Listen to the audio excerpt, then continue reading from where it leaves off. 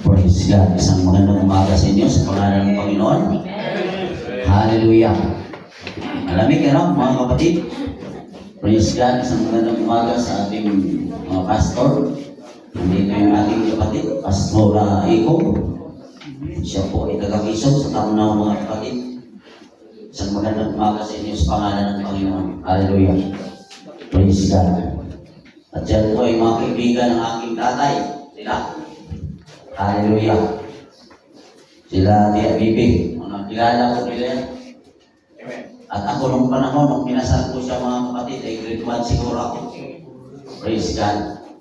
Kaya ano man, ang tama yung sabi ng Biblia, lahat ng bagay ay matatapos. Amen.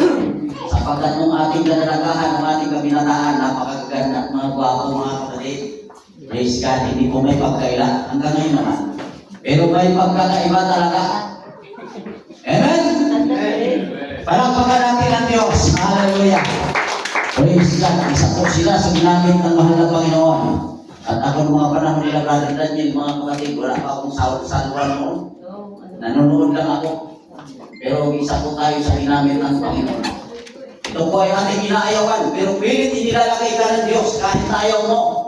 Sasabihin kung ayaw mo. Praise God. Pero ang isang malungkot na bagay, mga kapatid, kapag tunay kang anak ng Diyos, hahanapin mo yung pananampahan. Amen! Praise God! Sila po ay narito mga kapatid, sapagkat yung kanyang bayaw, namatay dyan mga kapatid. Tumalaw po sila, pero yung tunay na Kristiyano, bagamat mayroong mga ganon, hinahanap nila ang pananampahan. Sapagkat ang sabi ng banal na kasulatan, hinahanap ng Diyos ang tunay na pananampahan sa Espiritu at katotohanan. Amen. Praise God. Hallelujah. Mga kapatid, hindi pa po tayo. Sabi pa niya, introduction lang daw yun sa oras. Para yung ang oras natin makakuha po tayo mga kapatid. Palakpakan natin ang buhay ng Diyos. Praise God. At bago po tayo malakot mga kapatid, binibigay ko sa ating pastor ang pananalangin sa ating pag-aaral ng salita ng Diyos. Kay Pastor Bintiata.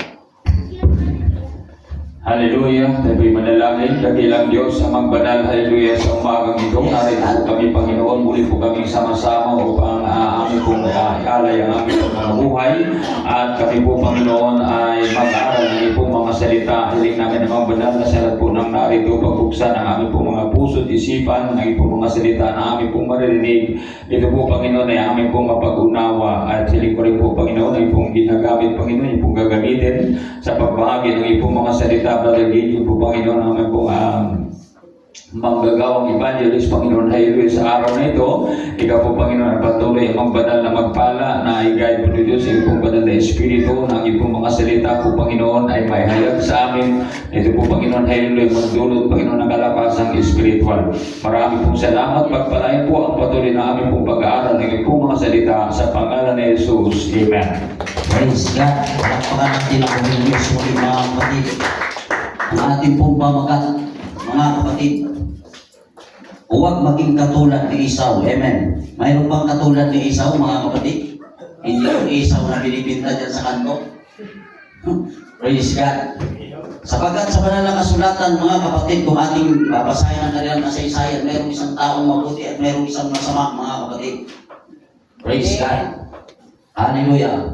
Yun ang ating pamagat, mga kapatid, huwag maging katulad ni Esau. Sapagkat sa mga Kristiyano, mga kapatid, minsan inaasahan po natin na ang ating isang kapatid ay napakabuti. Pero minsan, mga kapatid, hindi natin alam. Yun din mismo ang magpapahina sa iyo. Amen? Praise God. Kaya nasabi naman ng kasulatan, huwag kayong magtiwala sa tao sapagkat ang nagtitiwala sa tao ay sinusumpa ng Diyos. Doon lang lagi tayo sa Panginoon. Praise God. Yun ang ating pamagat, mga kapatid. Mayroon po tayong mababasa sa banal na kasulatan o sa Biblia tungkol sa kasaysayan ng mga taong gumagawa ng mabuti at masama.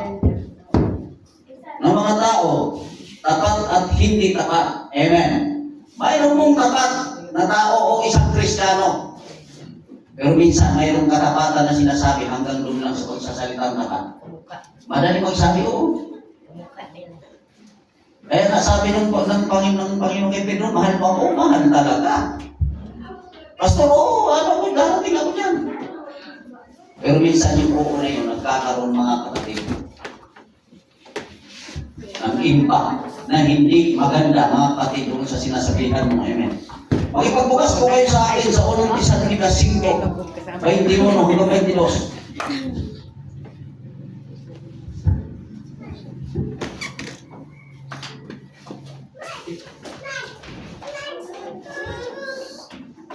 Praise God, dito. Sa 21, subukin ninyo ang lahat ng mga bagay. Ingatan ninyo ang mabuti. Layuan ninyo ang bawat anyo ng masama. Praise God, palakpakan natin ang Diyos. Hallelujah. So pinaingatan mga kapatid ng Panginoon yung mga bagay na nasa iyo, yung mabuti na tinanggap mo mula sa Diyos. Amen? Sapagkat nung tayo'y nagmula, nung nakilala ang natin ang Panginoon, ang dala-dala mo ay kabutihan na nagmumula sa Diyos. Amen. Kaya nga binabanggit dito mayroong taong dalawa, mga kapatid, ang kanilang kalagayan may mabuti at masama. Kapag ikaw'y Kristiyano, mga kapatid, huwag mong hayaan na ikaw ay matangay sa hindi magandang impluensya. Sapagkat ang sabi naman ng kasulatan, layuan ninyo ang bawat anyo ng masama. Sinong lumalayo sa masama, mga kapatid? Hello? Pero palagay ko sa mga Kristiyano, nilalayuan po natin yan masama, mga kapatid. Praise God. Palakpakan natin ang Diyos, mga kapatid. Ulit tayo. Kung tayo ay magawa ng isang bagay at ito ay parang sa kapurihan ng Diyos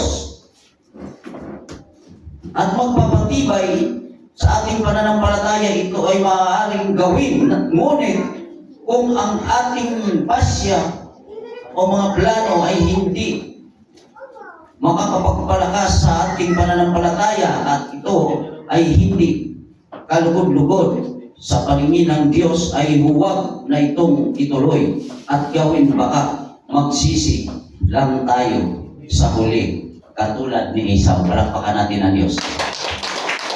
Kaya minsan yung magsisisi minsan ng mga kapatid nasa huli talaga. Pero alam niyo ba, mayroong nagsisisi sa una? Hello? Sinong nakakaalam na may nagsisisi sa una? Pero mayroon mga kapatid, lalo na sa mag-asawa, bakit ba ikaw ang pinili ko? Pero bakit ito ang nangyari? Hello? Palakpakan natin ang Diyos. Ipapatawa lang ang mga kapatid. Hallelujah. Kasi mahirap naman tumawa kayo na hindi ako nagpapatawa. Palakpak muli sa buhay na Diyos, mga kapatid. Hallelujah.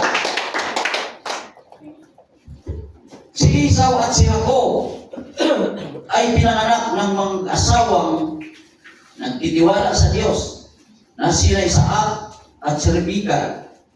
Ito ay banal na magkapatid, o si Esau ang panganay at si Jacob ang bunso, mga kapatid. Sa Genesis chapter 25 verse 24 verse hanggang 26, mga kapatid. Laktawan natin yung 25. Sa 24,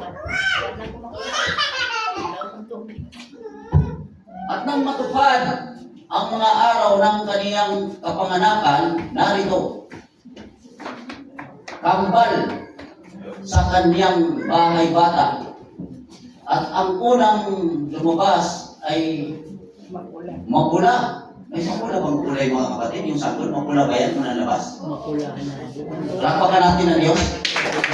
Nang buong kataway parang mabalahibo damit at siya ay pinangalan ng Esau. Hindi Esau nung sa kanto, ha?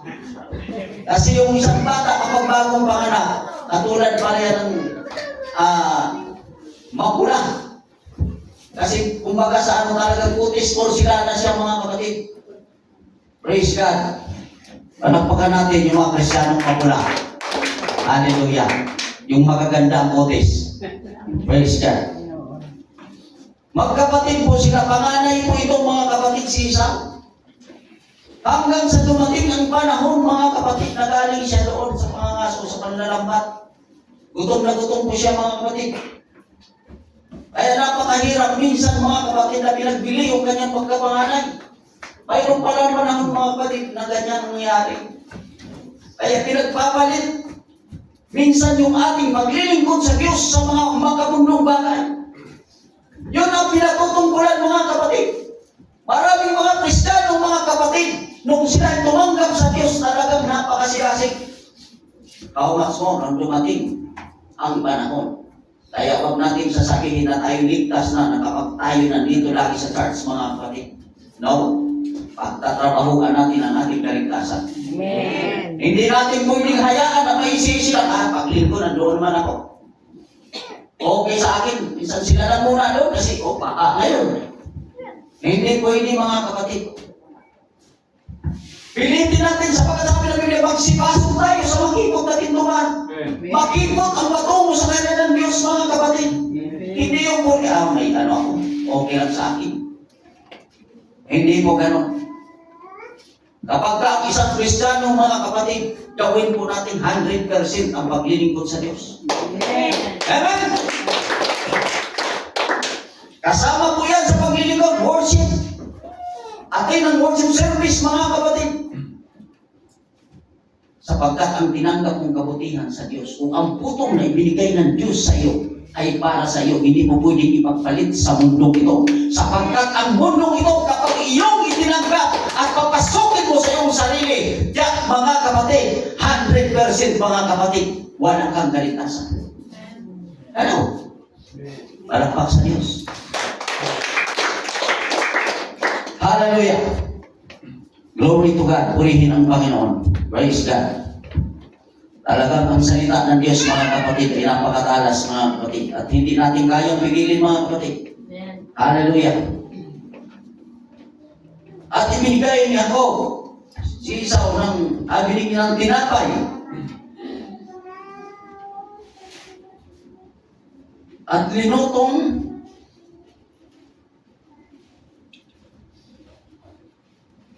at siya kumain at bumangon. Yumaon gayon na walang halaga. Pinawalang halaga ni Esau ang kaniyang pagkapanganay sa ganitong pamamaraan ay lalong naagaw ang pangalan nilaan ng Diyos para sa kanya. Ibinigay ng Diyos pala yun mga kapatid, yung kanyang pagkapanganay. Hallelujah. Ganun po yung ating kaligtasan. Regalo din ng Diyos sa atin. Na kung ito'y ating pabayaan mga kapatid, hallelujah, hindi tayo makakarating doon sa pinangako ng Diyos. Praise God. Mahaba po yung mga kapatid. Genesis, mga kapatid. Chapter 25, verse 32. Nakataw tayo muli sa 34, mga kapatid. Hallelujah. 25, verse 32. At nagsilaki mga bata at si Esau ay naging maliksi. Ang mga nasol 32.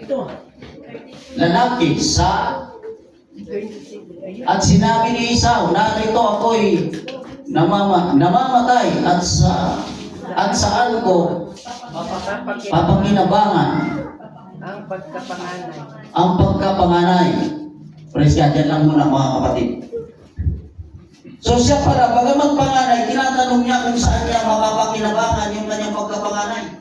Kasi ang panganay minsan mga kapatid, yan ay nirerespeto ng kanyang mga kapatid. Ganun din po tayo sa paglilingkod sa Panginoon. Ang mga taong wala sa Panginoon, tinitingnan yung ating pagka-Kristiyano. Kailangan magamit natin yung ating pagka-Kristiyano noon sa mga taong nakatingin sa atin. Amen! Amen. Pero nakakalungkot na mga bagay, minsan tayo paminsan ang nangunguna doon sa mga bagay na walang kapararakan. Minsan mga kapatid, nandun lagi tayo sa ating mga pangarap. Nakakalimutan na natin ang Diyos sa ating buhay. Naabot mo ang iyong pangarap, pero wala naman ang Diyos sa buhay mo. Walang kabuluhan ang sabi ng Biblia ang lahat ng bagay. So umaangkin man natin ang kayamanan sa mundo kapag wala si Kristo sa ating puso, mga kapatid, walang kabuluhan ang lahat. Praise God. Sa 34, mga kapatid, nabasa ba natin? Iba po. Hindi po. Binigyan niya ako si Isaw. At binigyan ni Jacob si Esau ng tinapay at nilutong lintihas. Ano po yung lintihas, mga kapatid? Parang espesyal talaga ito. May palaman pa. Praise God. At siya'y kumain at uminom at bumangon at yumaon gayon. Ni walang halaga ni Esau ang kaniyang pagkapanganay. So bakit kaya ganon? Kasi mga kapatid sa magkapatid, mahal na mahal ni Jacob yung kanyang anak ng kanyang panganay. Samantalang itong mga kapatid ang isa, si Jacob yan, mga kapatid, kasi kinuha yung pagkapanganay ng kanyang kuya sa isang lugaw lang, isang plato, isang pinggan. At ibinigay naman ng kapatid sapagkat gutom na gutom siya, mga kapatid. Kaya sa Kristiyano, mga kapatid, kahit na tayo nang hihina sa paglilingkod sa Diyos, huwag natin ibigay ang putong na ibinigay ng Diyos sa ating mga kapatid. Sapagkat kung mawala ito, mga kapatid, kailanman wala na kong kasunod nito. Sapagkat ang basbas ng unang panahon, kapag binasbasan ka, wala nang kasunod yan. Ganon din sa paglilingkod. Wala nang kasunod. Kaya sabi ng Hebrews, kakilakilabot ng mga bagay ang mahulog sa kamay ng Diyos na buhay. Amen? Amen. Kapag nahulog ka ngayon, mga kapatid, wala nang huli pagsisisi pa. Minsan lang tayo nagsisi. Ang mayroon lamang, humingi tayo ng tawad sa Diyos. Amen. Kaya habang nahihininga pa tayo, habang may lakas pa tayo, gawin na natin ang mga bagay na para sa ating kaligtasan. Amen? Amen. Hallelujah! Praise God! Palakpak sa kayo ng Diyos, mga kapatid. Hebreo, chapter 12, verse 15. At to 17. Patula ko yata yun. Praise God. Hindi ako expert na Ilusin lang. Sa 15.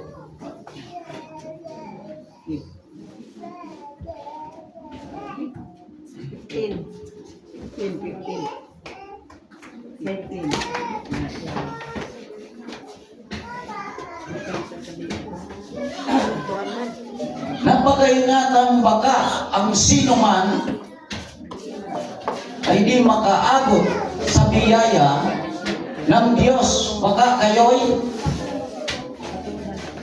pagabagin ng anumang ugat ng kapaitan na sumisigol at dahil dito'y mahawa ang marami. Pakaingatan. Ingatan natin yung ating pagka-Kristiyano, yung ating pagka-anak ng Diyos. Sa trabaho, wala naman dito. Hindi naman ako nila nakikita. Okay lang. Sabihin naman ng barkada, wala. Layo naman nila Kung hindi naman tayo gumawa. Sabi pa nung tiyoy ko, pagkaling ko, magsisi ka lang. Kapaga sa imong nawi. Kaya pakaingatan ang pagka-Kristiyano. Palakpak sa Diyos. Lahat na nag-iingat. Hallelujah. Kaya nga mga kapatid, kapag tayo mga kapatid ay nandoon mga kapatid sa ibang lugar na hindi po natin kilala, lalo na Kristiyano pa, malalaman ka mga kapatid kahit hindi mo sabihin na Kristiyano ka. Amen? Lalo sa babae, nakikilala agad ang Kristiyano. Bakit? Kasi napakahaba ng buhok mo. Ang haba naman ang kasuotan mo. Hindi ko mismo magpapakilala kundi ang Espiritu ng Diyos. Bakit wala nang tinanggap natin ang Panginoon? Binigyan tayo ng kakaunting kapangyarihan, sabi ng Panginoon, sabi ng Revelation. Sapagkat nakikilala ng Espiritu ng Diyos ang isang Kristiyano. Pero kapag gumawa ka ng hindi tama sa harapan ng Panginoon, mga kapatid, yan ang napakalungkot na mga bagay. Hindi mo pinangatawan ang iyong pagka-Kristiyano. Amen? Hallelujah! Apokalipsis, tuloy tayo, Apokalipsis 3:11.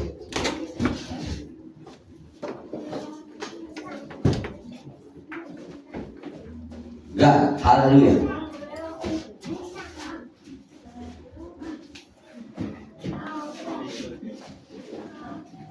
Apokalipsis. Revelation. O Revelation. Pasensya na mga kapatid, hindi na alinunan. Bahaya ko Revelation mga kapatid. Pasensya na. Chapter 3 verse 11.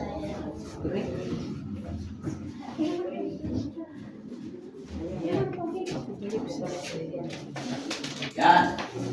Ako'y dumarating na madali.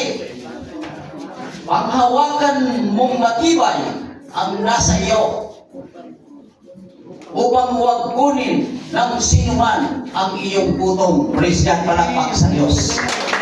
Hallelujah. Nagmamadali ang Diyos sa panahon ito mga kapatid. Kaya hindi na po tayo pwedeng matumbig-tumbig. Hindi na po tayo pwedeng maisi-isilan sa paglilingkod. Ang mga palatandaan nangyayari na mga kapatid. Hallelujah. Kaya gustuhin man natin sa hindi mga kapatid, babalik at babalik ang ating mahal na Panginoon. Kaya ngayon parang ituwid po natin ang ating paglilingkod sa Diyos. Hallelujah. Hello? Okay ba kayo mga kapatid? Na ituwid natin yung ating paglilingkod sa Panginoon. Sapagkat ang pupunta doon, sabi ng Hebrews chapter 12, verse 14, na kung wala ang pagpapakabanan, sino man ay hindi makakakita sa Diyos. Kaya kailangan talaga mga kapatid na tayo maglingkod ng tuwiran sa Diyos at ating ayusin mga kapatid, hindi lang po tayo, maging ang ating pamilya, ang ating asawa, ang ating mga anak. Pero doon mga kapatid, sa narinig ko kapag hindi natin pinangaralan, pananagutan natin sila, tama yun. Pero ang sa akin mga kapatid, matapos kong ipangaral ang salita ng Diyos at hindi na sinunod, wala na akong pananagutan doon. Hello? May pananagutan ka lang kapag hindi mo pinaabot sa anak mo. O kaya sa pamangkin mo. O kaya sa kapatid mo. Pero kapag nasabi mo na ang buong katotohanan, sapagkat ang sabi ng 1:32, makilala ninyo ang katotohanan at ang katotohanan ang magpapalaya sa inyo. So kapag hindi sila sumunod mga kapatid, bukas kamay ka doon, wala ka ng pananagutan. Palakpakan natin ang Diyos mga kapatid. Praise God. Tuloy po tayo mga kapatid. Romans chapter 8 verse 35.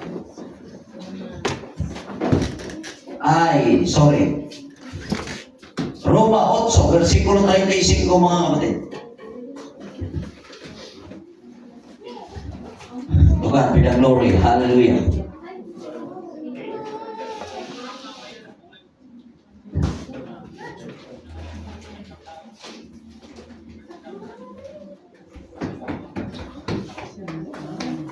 Palakpak muli sa Diyos mga kapatid.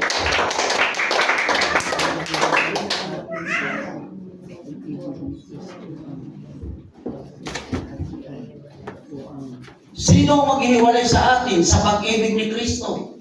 Ang kapighatian? O ang kahapisan? O ang pag-uusig? O ang kagutom? O ang kahubaran? O ang panganib? O ang taba?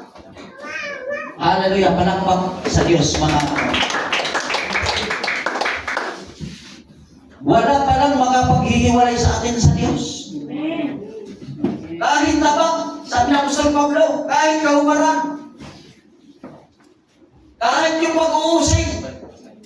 Pero minsan, mausig ka lang minsan ang kapatid mo eh.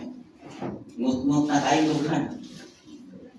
Huwag palang ingon sa versikulo nga, ihugmao ng kaaway. Tinglaan ka gito. Minsan mga manggagawa ko na eh. Nakita ko doon sa amin sa Parawan eh. Naghahabulan ng kita ko. Nasaan yung pagka-Kristiyano mo doon? Mayroon bang Kristiyanong gano'n, mga kapatid? Di ba wala? Ang tunay na Kristiyano, nagkakaroon siya ng pagpipigil, hindi siya basta-basta gumagawa ng masama. Bakit? Ang sabi ng banal na kasulatan, napako na kayong kasama ni Kristo. Amen. Lahat ng pinako na, palakpakan natin ang Diyos. Hallelujah. Marcos, mga kapatid, tuloy tayo. Chapter 5, verse 36.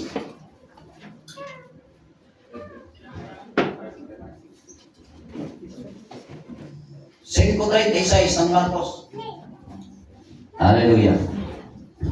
Diba, malapit na tayo mga kapatid. Sige. Datapot hindi pinansin ni Jesus ang kanilang sinasalita at nagsabi, pinuno ng sinagoga, huwag kang matakot. Ni manampalataya ka lamang. Praise God. Palakpakan natin ang Diyos. Hallelujah. So hindi pala dapat nating katakutan mga kapatid sapagkat tayo nananampalataya na sa Diyos. Amen. Lahat ng nananampalataya. Kaya lang minsan mga kapatid yung ating pananampalataya nadadala ng ating kahinaan. Lalo na wala na yung unang pag-ibig natin. Nagkikabot. Sir, kumusta na? Ay, kuwan lagi ay. Wakoy pan. Mangita ko na ako kung saan atong pan. Kaya di man ito magkabot simbahan. Ani? Makakaroon ako sa buha ba? Orag karami na malilingkod na lang dito. Pero kailangan mga kapatid, sapagkat kasama po natin kaligtasan. Mga kapatid, marami tayong naranasing kahirapan o kapitatian. Malakpak sa Diyos mga kapatid. Ulit tayo mga kapatid. Sa Lucas 8, versikulo 50. Lucas 8, versikulo 50.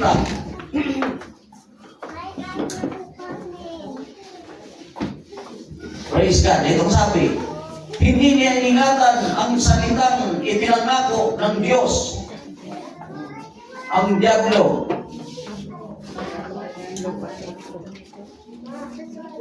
Nang pagpapala kasama dito ang kaniyang relasyon sa Panginoon. So hindi iningatan ni Esau yung kanyang relasyon sa Diyos. Hallelujah. Katapos ng marinig ito ni Jesus ay sumagot sa kanya, huwag kang matakot. Manampalataya ka lamang at siya'y gagaling. Praise God. Doon ito mga kapatid sa may mga sakit na palakpakan natin ang Panginoon. Kaya ingatan po natin ang ating paglilingkod mga kapatid, ang ating relasyon sa Diyos. Na huwag po tayo maging katulad mga kapatid ni Esau. Sapagkat mga kapatid, darating ang panahong mapanganib at hindi po natin mababantayan mga kapatid. Minsan hindi natin alam, nadadaya na po tayo. Akala natin nakatayo pa tayo mga kapatid. Pero wala na po pala tayo sa presensya ng ating Panginoon. Hallelujah mga kapatid. At hanggang dito na lang mga kapatid, mga hallelujah. Sana may makuha po tayo sa puting pag-aaral mga kapatid. Hallelujah. Kaya patuloy po tayo mga kapatid hanggat hindi bumabalik ang Diyos. Matapos lamang ang ating mga kapatid, ang ating mga tungkulin kapag tayo'y nakaunat na mga kapatid. Pero hanggat tayo'y nabubuhay mga kapatid, ang tungkulin na tinanggap natin sa Diyos. Sabi ng ni Pablo, ang saganang akin mabuhay kay Kristo, ang mamatay ay siyang makinabang. Praise God. Hanggang dito na, kung God pinagloy mga kapatid, binabalik ko na sa ating MC mga kapatid. Salamat sa inyo mga kapatid. Hallelujah.